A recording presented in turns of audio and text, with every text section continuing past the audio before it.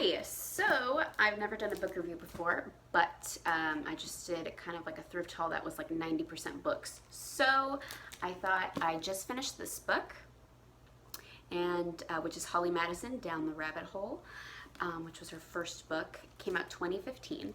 So, I finished this in about 2 weeks. I'm reading like 5 books right now, but I try to stick to one book and finish it before I move on to another one. But it's not working out because I'm reading 5 books. One booktuber who I trust with my entire life suggested this book, so I saw it at the library, checked it out.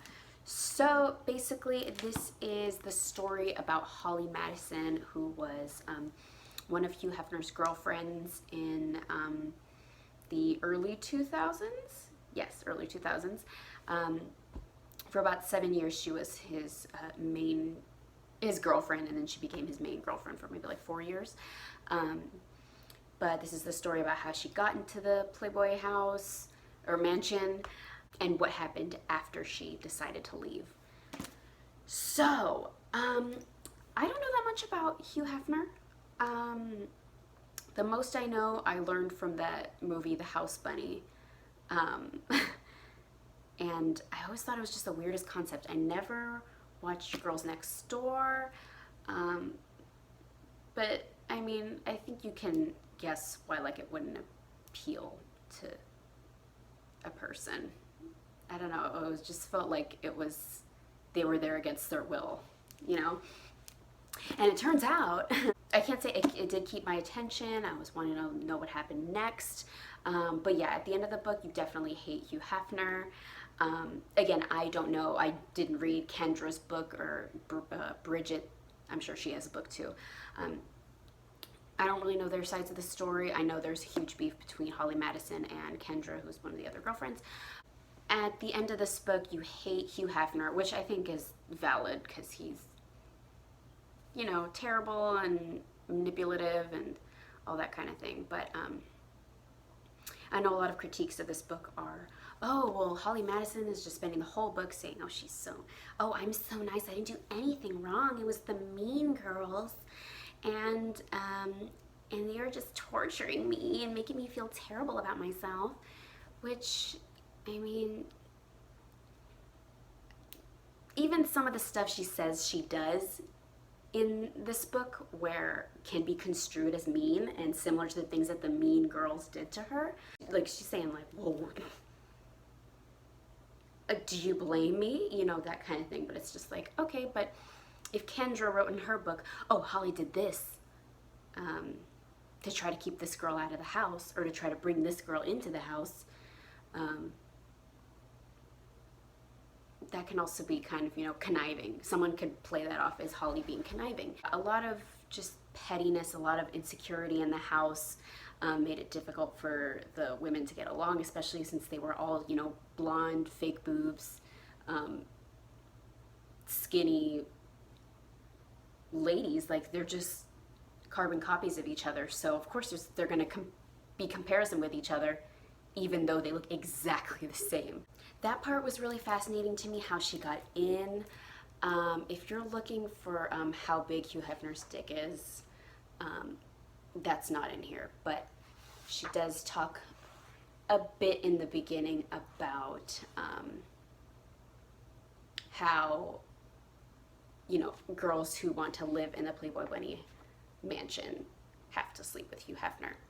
They have to pay their dues. Which is terrible. It's disgusting. And Holly Madison also played off, oh, the reason I stayed in the mansion was, you know, I was so grateful I had a roof over my head. She was talking about how right before she went into the mansion, she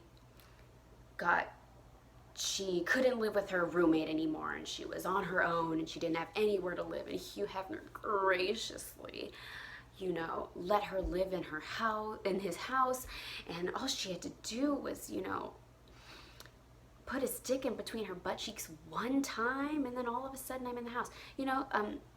And I don't know how much of that is true, but she does go on for like years and years and years saying, oh, I'm just so grateful to be here. Oh, I get a measly clothing allowance. Oh, that's fine. Oh, you have a curfew? I don't care. I mean, I have an amazing roof over my head. I get, you know, room service, all that stuff. So she makes it seem like Oh yeah, I was just there graciously, um, because I had nowhere else to go, and she just couldn't go back home to Alaska with her parents. So she was trying to make it as an actress. So, I mean, she kind of makes it sound like she wasn't as like materialistic or as money hungry as these gold diggers, but I mean, I have a hard time believing that. I have a hard time believing that. But still, she's still very likable throughout the book. Basically, Hugh Hefner is just a terrible person. He makes he loves drama. He lives off of drama, and all he wants is fame. All he wants is to look like, a womanizer. He's an abuser. He's a domestic abuser. And he emotionally and mentally abuses these girls into hating themselves, to hating each other. And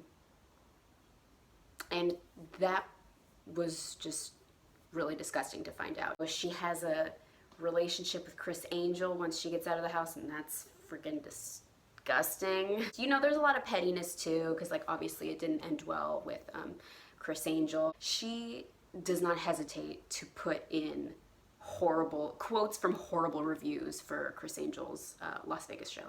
So, I mean, there's pettiness there. I'm really surprised because the last chapter or 2 chapters are just, that's where she goes, okay, and here's why I'm not friends with Kendra. It's the last chapter, I think. And yeah, she explains that. I mean, if you look at the story, again, this is just her side of things.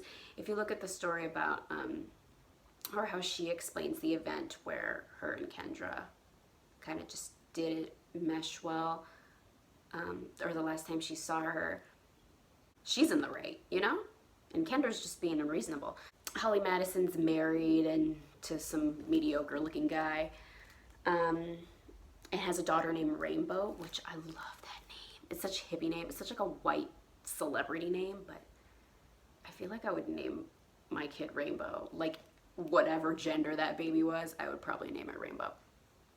But yeah, I gave this, I'll link my Goodreads in the description, but I gave this book 3 stars on Goodreads. It did keep my attention. I was excited to, keep reading it. I feel like I did myself a disservice by looking at reviews online after I finished this book. Because everyone was saying, oh, well, Kendra tweeted this February 2017, and oh my God, and then Holly responded doing that, and I was just like, oh my God, this drama's still going on. They're still having Twitter beef. Geez. As someone who doesn't know anything about the other ones, this is a standalone book. That's how I'm rating it. This by itself, not having seen Girls Next Door, or knowing Kendra's side, I thought this was a really interesting book. I thought it was great. It was written very well. I was Googling some words. So, and yeah, a lot of people are saying that it was ghostwritten. Based on this book by itself, whether she wrote the entire thing by herself or not, I did enjoy it. And this is a nice, fun, trash read. I've been reading a lot of deep things, or deep, emotional things, where, this is gonna make me cry kind of things. So this was a nice, just fluffy trash read. Check it out if you're into the Playboy thing, if you're interested at all. Hugh Hefner is a cunt. Okay. But yeah, I've been reading a fuck ton lately. And I have a few books that I'm these are on my reading list before I, what's it called? Before I have to turn them into the library. I bought my library books. I keep my to-reads up here. So I'm really excited about this one. The Read of the Year, ooh, quote unquote, but White Girls by Hilton Alls. So it talks about race, sex, and American art. And this one I saw on the new releases shelf. At the library. Are racists crazy? How prejudice, racism, and anti-Semitism became markers of insanity. Wow, that kind of answers the question, doesn't it? I'm super excited about this. Yeah, and this one's like brand. I wonder if I'm the first person to read this because it wasn't the new releases, and it smells untouched. And I got another one. This is Pollock. I read the This Is Dolly version of this. I guess Catherine Ingram is the author. I'm not sure if she also did the Dolly book, but it's just like this fun little, very colorful, very illustrated, but also has a lot of, you know, literature. And I don't know too much about Pollock, and the book that I read on Dolly was amazing, and Dolly is just so interesting as a person, so I doubt that this one would be as interesting as Dolly, because he was just crazy, but I'm excited to find out. Who knows? I also have my books that I have over here for that I bought used, that I'm trying to read my library books first before I get to those, but yeah, I'm so excited. So thank you guys so much for watching. Hopefully I'll review Bright Shiny Morning when I finish it, but I feel like I'm gonna cry. This is how far I am in the book. Jeez. I feel like it's gonna stab me in the gut. Thanks so much for watching. Smash that like! Just kidding. And hopefully I'll be doing more books reviewing more books in the future. I'm so excited. In a couple weeks I'm going to the LA Times Book Fest. It's a free event. It's in Los Angeles at USC. So, oh my God. I still haven't spent my tax return, so I'm ready. Okay, thanks so much for watching again. Bye, have a good one. Bye, have a good one. That's what I say at work. Ew, customer service, ew. Okay, bye.